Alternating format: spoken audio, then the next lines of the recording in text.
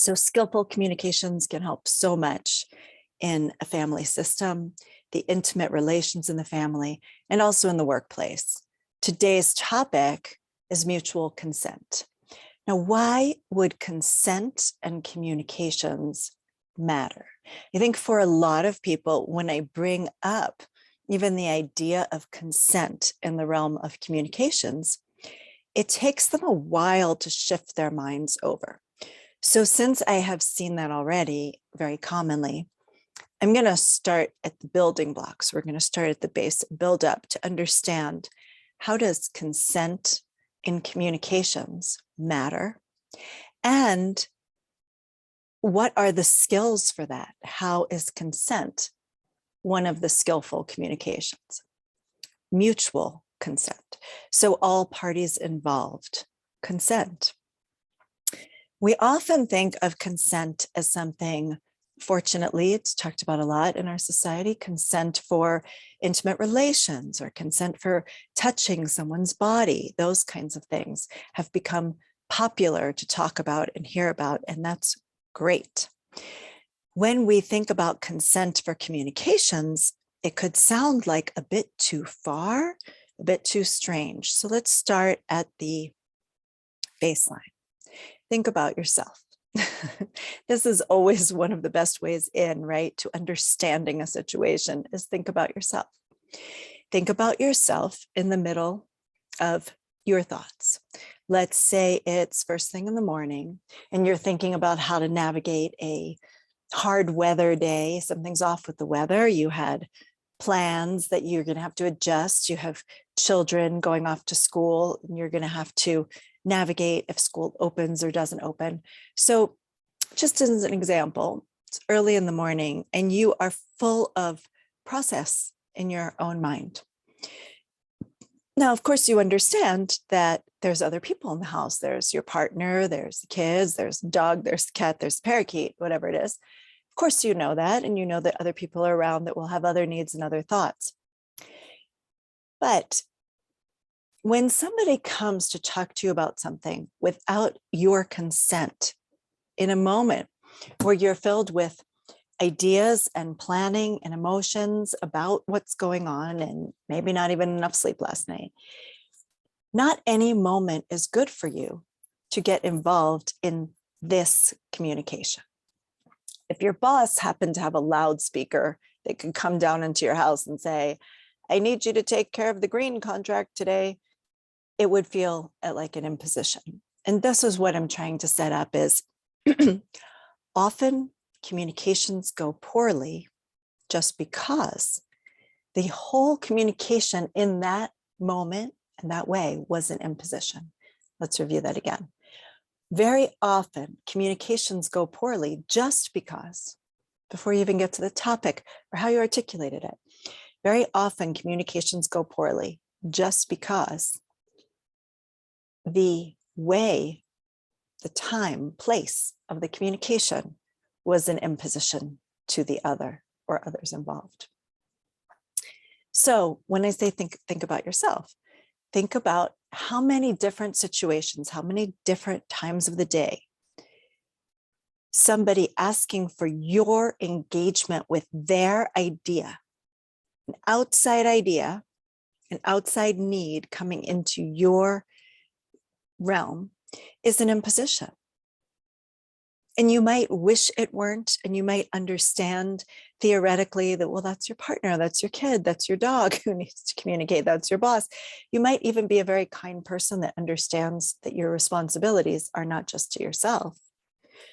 But in that time and moment, even if you didn't consent to now talk about the private school or public school conversation for our children, you didn't consent to talk about it, but you understand that this is an important topic, that's your partner. You have all of that understanding and kindness, even with the best understanding, so that you're willing to shift these gears and make that adjustment. Even so, you may not be as able. Okay, so without consent, we risk the emotional tipping for the other or others, and we risk their capacity to pay attention. And that's what we're going to continue with in just one sec. So what we had just started exploring, even with the most understanding person or persons involved, if you impose your communication, you risk two things: the emotional reaction from the other person or parties, and the incapacity or the lowered capacity to well communicate with you. Okay, so let's shift it over to the examples being at workplace. You have a team member that you need to talk to about a project you're working on. Very normal communication. You walk into their office, they're not on the phone, nobody else is with them, and you start saying, so about that project and about this and about that. The receiver of your communication might feel imposed. And now we're going to talk about the emotional, right? If that one feels imposed upon and emotionally wasn't prepared for this team effort right now, for another's presence right now, for your presence right now, emotionally wasn't signed up for this, then you run the risk of emotional backlash. You run the risk of someone angry, someone ornery, someone irritated. Now, why does this matter? In a workplace situation, sometimes we think, well, that's their problem if they can't handle the emotion. Well, it's not just the other person's problem. It actually becomes your problem too. Why? Because if our goal is effective communications, communications that work and serve the purpose, you just made the chances of the effective communications much less, because you put somebody in a position that might tip or wobble their emotions right now. And then you're risking the effectiveness of the communication. Second risk, okay, so your team member's in her office, she's not on the phone, she's not meeting with someone, so you start talking about your team efforts on the project because you feel like talking about it right now. Notice that emphasis. So you also run the risk of the capacity, because we don't know what's already in her brain. People talk about bandwidth all the time right now. So how much is she already processing, planning, chewing on in her brain? And even if she's the most kind as possible to try to accommodate your timing for this communication, you run the risk of her not being at her fullest capacity. You run the risk of her forgetting what was said. Or if you need to brainstorm and problem solve, you run the risk that she's not going to be the sharp problem solver, brainstormer that you're used to. Okay, so we're setting up what the, in terms of conflict management or communication breakdown prevention, we're setting up why consent to time and place in communication matter. So consider time and place. Now, how do we address this thing that I can tell you matters greatly? And if you're not only already convinced that it matters greatly, check it out. Go about your habitual communication style and see if you think you're risking an emotional reaction or a decrease in capacity to respond when you address folks without a time, place, consent to communication.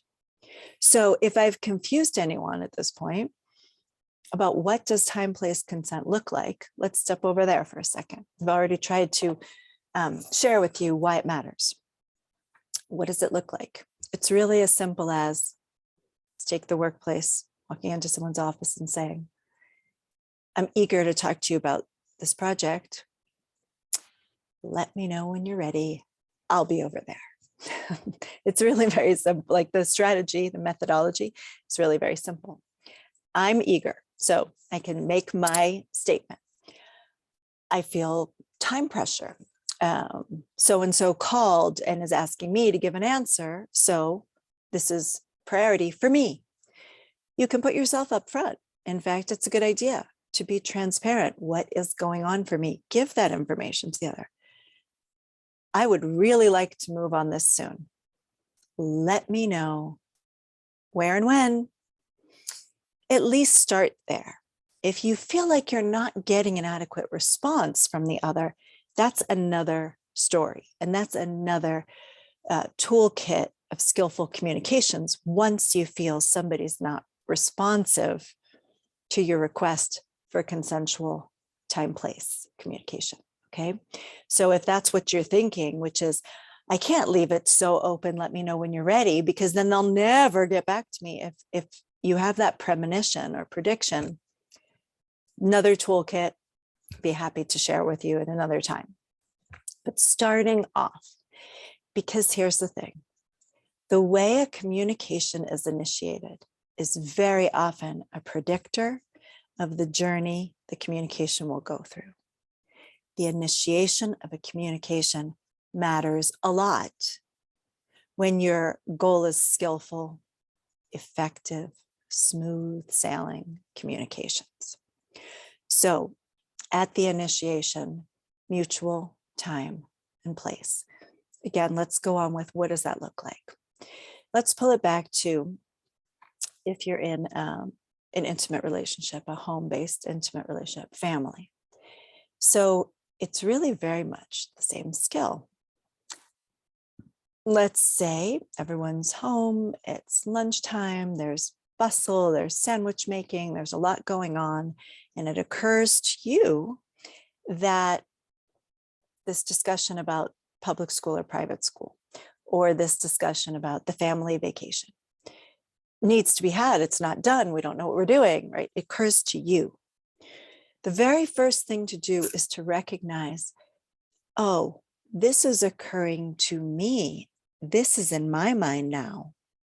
And remember that your intimate partner is an other. I'm pausing there. Remember, your intimate partner is an other. So this other might think it's one of the priorities for this moment, or might think that the cheese sticks for lunch are more the priority at this moment. We don't know. And the only way to know is ask. You know, my brain is so filled with thinking about this family trip and figuring out those nuts and bolts. Can you do that with me now? Partner, intimate, beloved partner. Can you? Can you? Could you? Would you? Start there. And I know I've heard from people saying, well, if I start there, she'll just procrastinate like she always does, or whatever those predictions are. I still recommend start at the right place, because that gives us an anchor for the continuation of this communication. Whole other toolkit if you get blown off. And we could get into that. And we might a little bit today before we finish. Okay. So another could be, I know we're going to be doing a family bike ride later. So, once we get going and we arrive at the playground, would that be a good time for us to continue talking about this family trip that's coming up? So in other words, the second way to do it is not wide open. Let me know when you're ready, but more like, I have an idea of when and where we can continue or have this communication, and put it out. It's an invitation, right? It's an invitation. And, as a mediator, we often have one party call to tell the story about why they want mediation. It's often, not always, but often only one party who thinks that. And so the very first thing I have to say is, I could tell you all about mediation. We could really get into talking about your situation and how I might be able to help. But without consent from the other party to mediate, there's actually nothing to do. And that's not just an administrative note to someone who calls.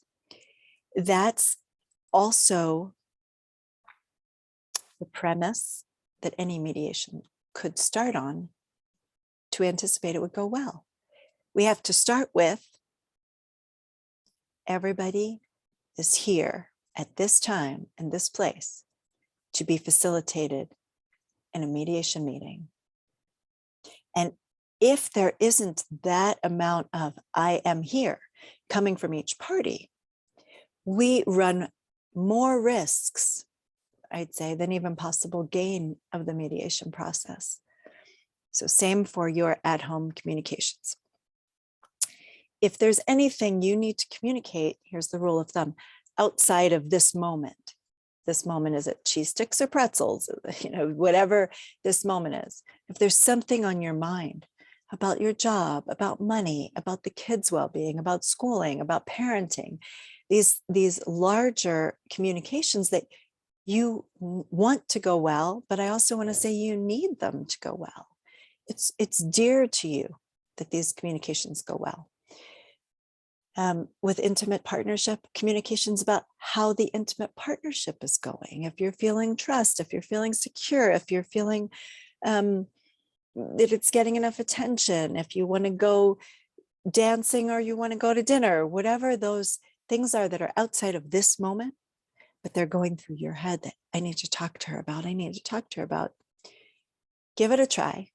Try this ultimate tool, time and place. Now, what if you're in a situation, let's say you're at a picnic with friends and family, and there does seem to be this window. And so you start getting the feeling, I think this would be a good time to bring this up to him. Great, you could be right. But don't forget there's an other. And in this case, if it's like a group picnic or something, there are others. So don't forget that there's others to find out from. That's all. It's just putting yourself as one of the group, not the central one, which can happen when we think, oh, this looks like a good time to talk about, right? That's what it looks like to you. Great. You probably are right. Let's say you're very intuitive and very sensitive and aware. Probably you're right. Still, a great and ultimate tool is going to be to come saying, just the two of you now on the picnic blanket and everyone else is running around. They have a big game of capture the flag going on and it looks like a great window. It's really on my mind to follow up with you about X, Y, and Z. Can I do that right now? And the first time you say it, by the way, your partner might look at you and say, sure.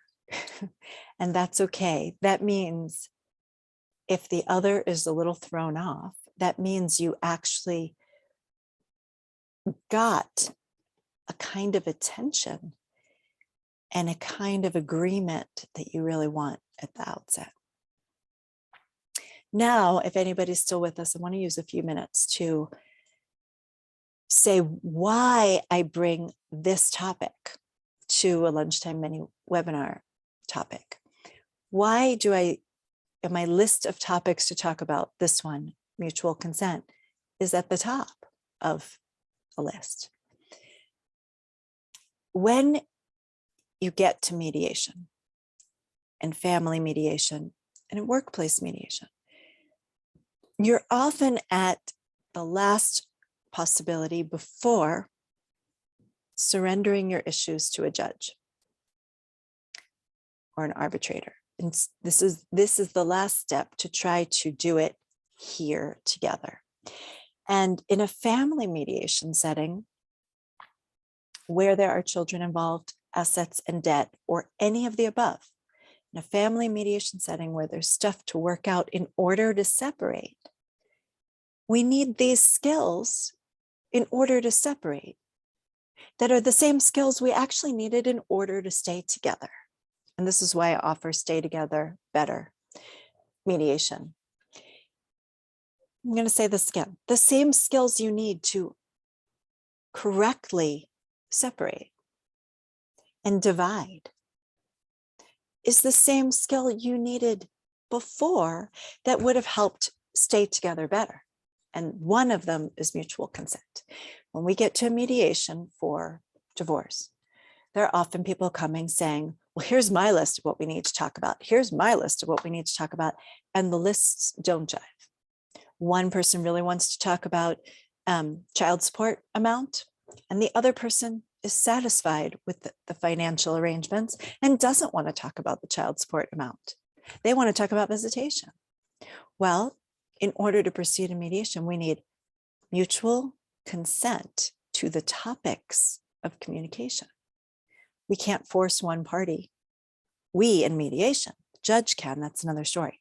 We in mediation can't force one party to talk about child support amount. And we can't force another party to talk about visitation. The parties have to find the way in mediation with my support, so that helps, but it's still on them to agree about the communication, to consent mutually what's going to be communicated in mediation. And even if they decide, well, we'll do that outside of mediation, that's still a consent. So these skills, when people are divorcing, separating, are needed. I think they would be more enthusiastically adopted if these skills were for the sake of staying together. If these skills were for the sake of keeping up intimacy, staying together better. So mutual consent for time and place for your communication might seem awkward at first for people who haven't even tried that on, but it's a skill that if this whole thing falls apart, if you lose the intimacy, lose the connection, lose the trust, you might have to use that skill anyway for the sake of divorcing well. And that's a shame, maybe. I mean, I have an opinion that that's kind of a shame. You don't have to agree with me. But that's why I've been pulling out these skills for Stay Together Better, this actual toolkit that probably, most likely, according to my anecdotal data, you can stay together better with these and not have to find your skills in your toolbox in the sad, or even worse than sad, point of separating. So to keep up intimacy, try it out. To get back for a moment before we complete to workplace skills and toolbox, I think even more so, excuse me one second, picking up my pillow. I think even more so in workplace mediation, we have the idea that they're on the clock. I, team leader, higher up, superior, or even a fellow worker, I can come in and talk to them about anything whenever I want. They're on the clock. They're being paid for this time. Even if you have that idea that in some way somebody owes it because it's not an intimate relationship, it's not a partnership, this is a business deal, business arrangement. Even if that's true, arguable, even if it's true, it's not effective. Skillful communication relies on understanding what's effective, what's going to work out, and less so on what's fair, what's just, they owe it to me anyway, that, you know, I'm their superior, they have to report to me. It won't get you the effectiveness that you yourself need and the whole team and the other. So the more a workplace can build in the idea of mutual time and place to discuss anything, but especially anything that's been rocky around the workplace. And it can be formal. We will have staff meeting, team meeting at 4 p.m. Wednesday to address X, Y, and Z, and this is the agenda. It can be formal, but also you can teach this to your team members in any casual interaction. Hey, just heard from Mr. Green over there in Greenville, and I need to consult with you on something he mentioned. Got a minute? Better time? Now good? Or is there a better time? Even casual, even something that you really only need 5 minutes on, you take less risk of an emotional reaction from the other, which serves nothing, and less risk of depleted capacity within the communication. They're less able to think things through with you. They're less articulate. They'll remember less later. All of that's in the realm of capacity. So I hope that mutual consent, time and place communications has been enlightening. I welcome, this will get posted on YouTube and Facebook following this live lunchtime mini webinar. I welcome comments in the bottom. I might even get to answer them, or my assistant may be able to. And if you want to explore some options for your family or your workplace in skillful communications, feel free to reach out and have your no charge initial consult for that. Have a great day.